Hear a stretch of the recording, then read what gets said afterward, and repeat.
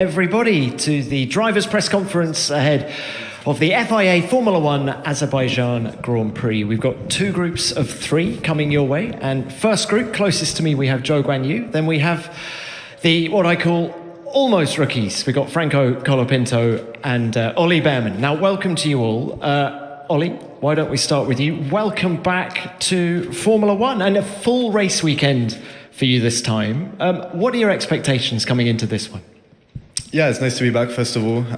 Of course, not the circumstances I would have hoped, but nonetheless, it's a great opportunity to build up my experience, get a full weekend under my belt, like you said, with some notice this time. I've been known it was coming, which is helpful. And yeah, I just want to use it to really build up step by step and enjoy it as well. How much difference does the notice period make? Because, of course, you were parachuted in on Saturday morning in Saudi Arabia at Ferrari. You've had a couple of weeks now to build up to this. What have you been doing in that time? Yeah, of course, knowing that I'm going to race is a big help. Also, the fact that I'm going to do FP1 and FP2, that's going to help me a lot just to build it up. And, you know, another street track, I'll have time to build it up, not have to take any risk. And yeah, of course, I've been training hard, but I've been doing that anyway because I'm racing next year. Yeah, just continuing the training process and making sure I'm as ready as possible. And tell us about Baku. You have a tremendous record here, having won both Formula 2 races here last year. It's a tricky track, but one that you go very well at. Are you excited to be making your first full Grand Prix appearance at this racetrack? Yeah, like you said, last year went pretty well. And yeah, I was excited to come here in F2, and of course to make the step to F1 for this weekend is a great experience. I'm really looking forward to it. I got a lot of confidence at this track last year. From the outside, it was a very clean weekend. On the inside, I hit the wall every single session, so I'm going to be trying to tone that down a little bit. And yeah, just have a clean weekend and enjoy it as well. Is that the goal? Just have a clean weekend and enjoy it, and what will be, will be? Yeah, exactly. I just want to build up step by step because we have time to do that. In F2, you have to be straight on the pace, take a lot of risk. With just one session, we have 3 of them this weekend. So I just want to maximize myself and you know, gain experience. It's going to be the most sessions I've done in F1 in a single time. You know, I've never done an FP2 session before. I've done all the others, but not FP2. So yeah, it'll just be a case of building it up. And enjoyment is coming anyway. So yeah. Well, look, best of luck to you. Thank you, Ollie. Franco, if we could come to you now. Before we talk about Baku, can we throw it back a couple of weeks to Monza? How do you reflect on that first Grand Prix weekend? It was very special. It's amazing to see here so many people. In F2 there were so little, and now it's full. But I'm very happy to be here. It was a very special moment in my career. Of course, you always work for that goal and that dream since you are very little, and to have achieved it in Monza. It's very late notice. I was in the sim for F2 preparing the race of Monza with the MP team, and suddenly I got a goal that I had to go to England, and I did the best prep I could, but was very little. Unfortunately, I didn't have a lot of experience in the Formula 1 car, so I had to learn quite a lot of things very quick. I had a lot of information coming in from all the team members, and they were super helpful. They were really, really helpful, and it helped me to you know, process everything a little bit quicker, to do that learning process quicker. And I think part of the good performance that I had in Monza was due to my engineers, due to the mechanics, due to the warm welcome that everyone has been giving me in the team. Alex has been very, very helpful as well, very supportive, and yeah, I'm just very happy to be in this team. Honestly, it's an amazing family. It's, of course, not the best circumstances. I know Logan was very close to all the team members, and it's very sad, but of course you never choose when you get to Formula 1, and it was very special for me, something I was not waiting for. I was still training a lot, and I was, since the beginning of the year, trying to get ready in case of a Formula 1 race was coming in, and I think I did the job in Monza. Of course, super grateful with the opportunity Williams gave me, the chance, the trust that James put, you know, to put a young driver again in the seat in Williams. That is something that represents the team, represents Williams, to put the young drivers and give them an opportunity. And it was amazing to see and amazing to be there after so many years without an Argentine driver in the grid, to be me, the one joining the Formula One grid was just an amazing feeling and very special there in Monza. You did a great job. What was the biggest thing you learnt at Monza? I did learn so much stuff, but to be honest, we were going into the race with a lot of question marks. I haven't done more than 8 laps in a row in a Formula One car before that, and then suddenly they put me into the 53, and it was very tough, and there were many circumstances that I was not sure what I had to do, and I was learning during the race. And we went step by step. I think that was the most important part to be building on during the race weekend. We did a good job up until quali. I did a little mistake and I missed the chance to go into Q2, but it was still a very special weekend. The race was, as I said before, a lot of question marks, and we did the job. Just bounced back very strong after a tough quali, and I showed with the team, that gave me the trust to put me there, and they are doing a lot of effort these last few races. That I could do the job. The team is of course working forward and hoping to be scoring more points soon. So it's great to see that I might help them on that in the future. Now, you've never been to Baku, never raced here. What is the approach? What are the goals for this weekend? The goal is to build up slowly. I think it's very similar to Monza. Monza, I didn't know the car, now I don't know the track, so it's still one thing to learn only. As Oli said before, 3 FPs, it's more than enough, I think, for us to learn the track. I haven't been in many street tracks, but I hope to have done enough prep in the simulator and to have worked really hard with the team to done enough to be on the pace quick. The reality is that I don't know the next 7 races, and we know that it's going to be tough, and it was part of the risk, and it's going to be a great experience as well to know these last 7 races of the year that I haven't been racing in, and F2 doesn't race as well in the next 6. So I know it's going to be tough, but I'm doing a lot of work and a lot of prep to be ready for it. Of course, I think we have a really good car to be able to score points, and I'm going to try to do the best I can. I think go step by step, session by session, and then see where we end up. All right. Look, best of luck to you. Joe, can we just start by giving some advice? Neither of these two has been here in a Formula One car before. Any advice for them? Honestly, I think just enjoy the weekend, because especially for Oli already done a whole weekend, you know how this feeling, and for Franco, I think he will just enjoy all the races that like I did in my first season. I mean, like the certain style obviously is different, but I think every driver, especially in F2, really wanted to take that chance, and here's the perfect platform for them to shine and have a nice future. So yeah, I just wish them all the best, but not go too fast though, stay behind. Well, look, why don't we talk about the performance of Sauber? The team said there were a lot of learnings over the Monza weekend. What were they? Where are you at in terms of performance at the moment? Every weekend obviously we're having a similar package for a few races in a row now, but every weekend we're trying to extract as much as we could. Together with me and my teammate, we try to have a different setup to understand what is the needed for the current situation to making a bigger step even for the next coming races or is for the future development. So it's a tough situation at the moment, just because I think we don't really have the pace fighting yet to anywhere close to top 10, and we keep the, let's say, motivation high, and we want to learn as much as we could in every certain stand, and to understanding therefore with high downforce track, low downforce track, and then see how it goes also here in Baku in Singapore, because I think the last 2 races to the coming 2 will be completely different circumstances. But it's a difficult one just to give a very high expectation, but we are trying to work in each individual areas that's current weakness and trying to solve that, and hopefully that can give us a, let's say, better coming up races, and in terms of performance we can be fighting more close up.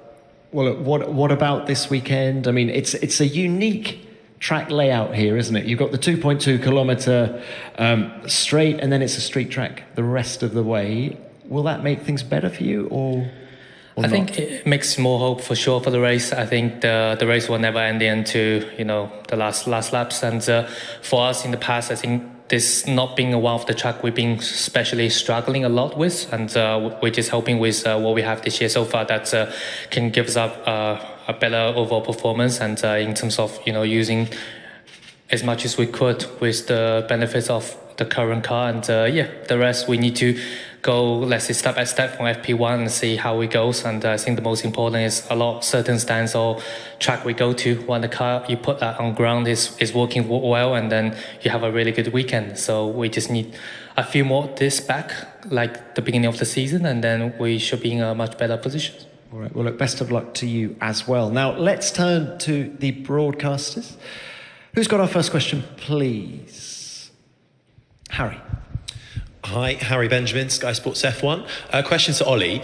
I just want to focus on the notice period you mentioned there. Obviously, you've had a couple of weeks in comparison to being parachuted into Saudi. But was it only a couple of weeks? Did you have a little bit longer? Because Kevin's been on 11 points for a fair while. A ban was highly likely before the end of the year. I'm just wondering if the team or I said anything to you longer than a couple of weeks ago, just to start getting ready before the end of the season, just in case.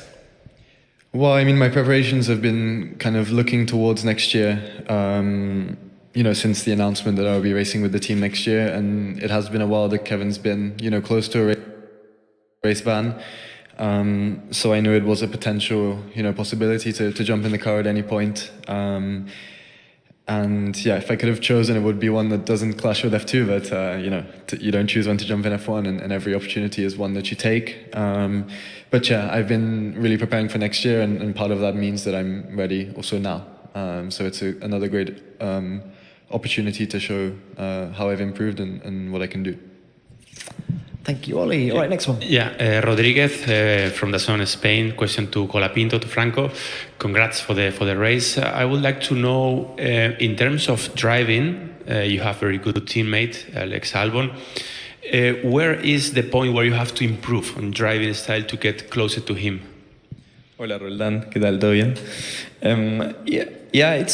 It's tricky. It's a very big step from F2 to F1, and luckily, I've been working a lot in the simulator. I've been helping the team to improve the car as well in the deal. So that's been very helpful already. I think it prepared me well for the races.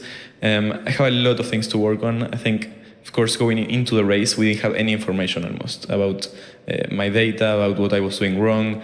So now we have a lot more things to work on, and we used very well, I think, these 2 weeks to understand better what do I need to do better. Is that kind of similar track, I think, very low speed, long straights, low downforce. So I think it's going on the same direction. I had to fix a few things that I really worked on the sim. It has a lot of power. It's sometimes a bit difficult to manage the power, the slip on exits, the slip on entries. Tires are very sensitive to it, and just need to manage that little bit better. Alex is very smooth. He has got a lot of experience in Formula One, and I think, using that very well to understand in what areas I need to improve. I think that the tires are the most difficult part to understand, and just working on that to nail every session, but it's always difficult. Really working on that to be better in the next few rounds. Thank you, Franco. All right, Diego. Diego Mejia, Fox Sports Mexico. Question to Franco. So Franco, congrats on the debut as well. Seems like your popularity has suddenly exploded in Argentina and part of Latin America. You've been enjoying it on social media, as we've seen over the past few days. How are you embracing that, and what has surprised you about the change from 2 weeks ago when you were still a Formula 2 driver? Well, no, I always enjoy to interact with the people. Luckily, the Argentinian fans are amazing, and they, in one way, they help me a little bit to get to where I am now. So it's always nice to interact with them. Not many drivers do, and it's always nice, to have a little bit of time. I already did before, but now it just went a bit more crazy. I'm already deleting all the social media, so that's gone probably, and, and my community manager will have to deal a little bit more with it, but just fully focus on the weekend. And of course, it's amazing to have so much support from your country. You never, as I said before, you never choose when you get to Formula One, and it's just a moment that I'm luckily enjoying a lot, and just trying to make the most out of it. Have you been surprised by the reception back home? No, I knew it was going to be like this, It's been 23 years since an Argentinian driver got to Formula One the last time, and there was so much need of the country. They love sports, and there was so much need from Argentina to have a Formula One driver on the grid. They are very, very big motorsport fans, and to be honest, I would have loved when I was very little to have someone in Formula One to be able to support, to be able to wake up in the mornings and watch the races. And I didn't have that. And of course, it's a pleasure that it's me now, the one that is here, and that so many young kids are, starting in go-kart because they are seeing now the races, and because motorsport is getting a little bit more famous and to more people in their houses. And unfortunately, I didn't have that person to be cheering for, but it's amazing that I can see so many people now happy, enjoying as I am doing here in Formula One, but also from their houses cheering and supporting so much. Thanks, Franco. All right, next one. Albert Fabri, ESPN Latam. Question for Franco. Was there any special advice, any special message that you received before you start the race from other drivers or from other personnel from the Formula One that at the end of the race you say, wow, he was right on that?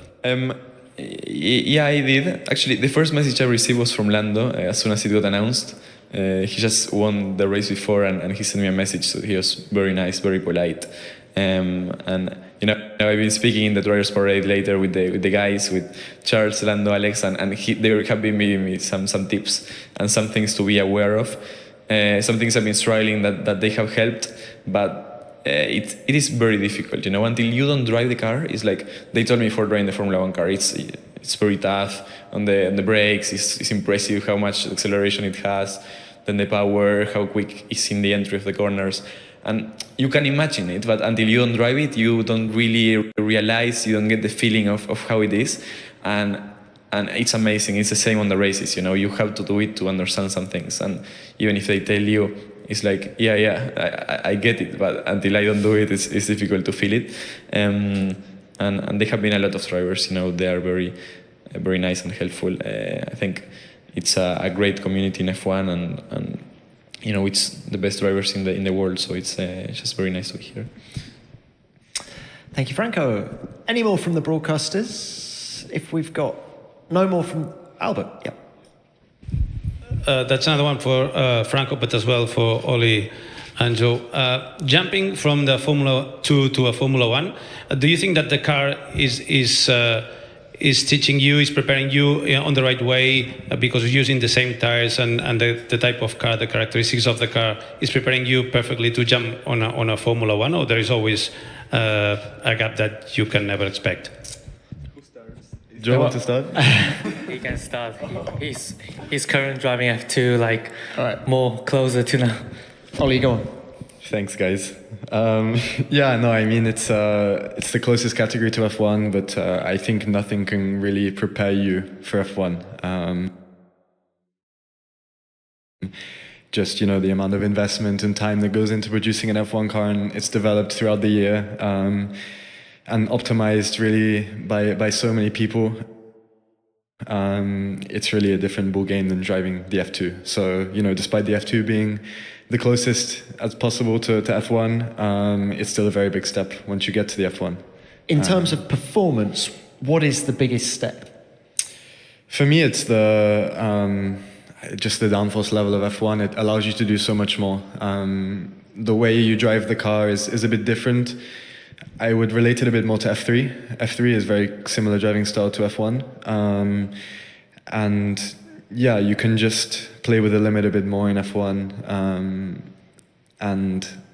Like I say, it's optimized. So it's really, when the car is on point, it's really perfect, and it's more of a confidence thing whether you extract a lap time or not. Whereas, it's a bit less. Once you really know the car in F2, it's more, you drive to what is possible from the car rather than yourself. I think, it's a championship that is the closest to Formula One, but nothing can really compare to this. Suddenly, when I got the first test from working with 2 or 3 engineers, suddenly I opened a room and there were 30 of them.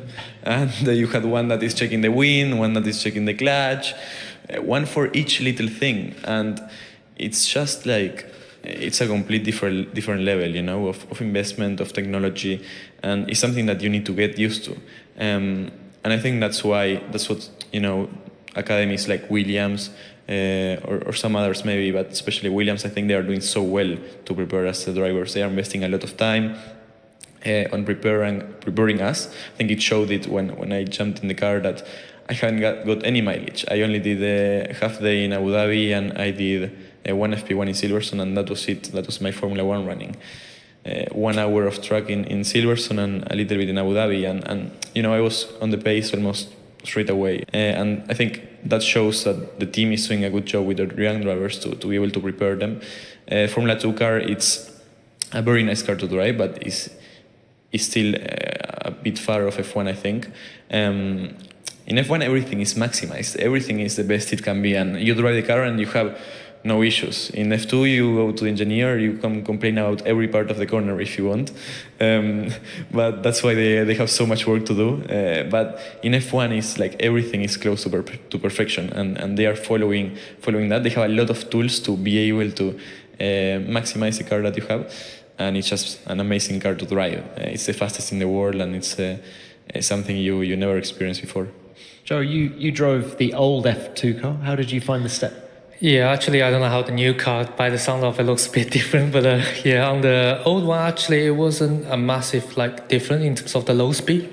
But of course, the biggest feedback we had was the power steering wheel when it came, and also the high speed downforce, because suddenly you are approaching a high speed with much higher minimum speed, and with the lightness on the wheel, that it doesn't really give you the confidence to be pushing the car around for the first time when you tried it. But yeah, I think the whole back in the factory, how as a team, a group of people working F2 communicate compared to Formula 1 is a completely different world, because obviously everything you are communicating with two of the engineers only in F2, and they're helping with everything, starts, car balance setups, and there's so limited certain things you can do. But here, you can change every single part on the car and try to make the benefit of it. So I think it is a big step, but it is a good one to be, of course, get yourself as much prepared as possible to be ready for F1.